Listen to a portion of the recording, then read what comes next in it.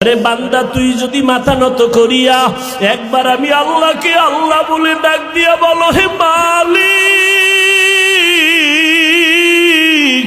আমার আমল নামায় গুনার গুনাহ, আমার গুনার কারণে হাত না পাক, আমার চোখ না পাক, আমার জিহ্বা না পাক, আমার অন্তর না পাক, আমার গুনার খবর আমার মা জানে না, আমার ভাই জানে না, আমার অপরাধের খবর আমার ঘরের কেউ জানে না। যদি আমার মা বাবায় জানতো আমি জিনা করি, আমার মা বাবায় লাথি মেরে তাড়ায় দিত।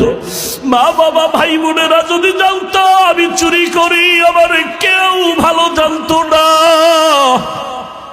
ও আল্লাহ, তুমি জানো, তুমি দেখছো, এরপরেও রাগ করিয়া পানি বন্ধ করো নাই, খানা বন্ধ করো নাই। গুনার কারণে রাগ করি আমার সম্মানের চেয়ার থেকে তুমি ফালাইয়া দাও নাই। গুনার কারণে তুমি রাগ করিয়া বাতাস বন্ধ করো নাই। গুনার কারণে বেজার হইয়া তুমি সূর্যের আলো চাঁদের আলো বন্ধ করো নাই। ও আল্লাহ, আজকে আমি তোমার কাছে আসছি ক্ষমার জন্য। আল্লাহ বলেন, বান্দা তুই একদিন আর 2 দিন না, বছর বছর 70-80 বছর গুনাহ করিয়া বিশাল বড় পাহাড় নিয়ে যদি আমি মাওলার কাছে মাথা নত করিয়া মাসির মাথা বরাবর 1 ফোঁটা চোখের পানি ছেড়ে দিতে পারো, আমি আল্লাহর কাছে যদি দিলটা নরম করে মাওলারে ডাক দিয়ে বলো, আল্লাহ আর গুনাহ করব না,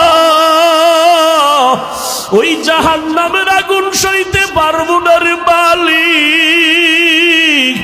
ওরে ঘরের মধ্যে ঘুমাইতে গেলে মশারি টানায় ঘুমাই, মশার কামড়ে ঘুমানো যায় না। ও আল্লাহ, গুনাহ নিয়ে কবরে গেলে যে আযাব হবে সহ্য করতে পারবো না, কই পাবো মশারি? দুনিয়াতে সূর্যের গরম সইতে পারি না, রাতের বেলা সূর্য নাই তারপরও ঘাম আর গরম, ফ্যানের বাতাস দিয়াও আমার ঘাম কমে না, গরম কমে না। আর গুনাহগার হইয়া কবরে গেলে জাহান্নামের আগুন, ওই জাহান্নামের আগুনের গরম কেমনে সহ্য করব আল্লাহ? আমি সইতে পারবো না। ও আল্লাহ, জাহান্নামের আযাব সহ্য করতে পারবো না। একটা বেতের বাড়ি কেউ দিলে আমি বরদাস্ত করতে পারি না।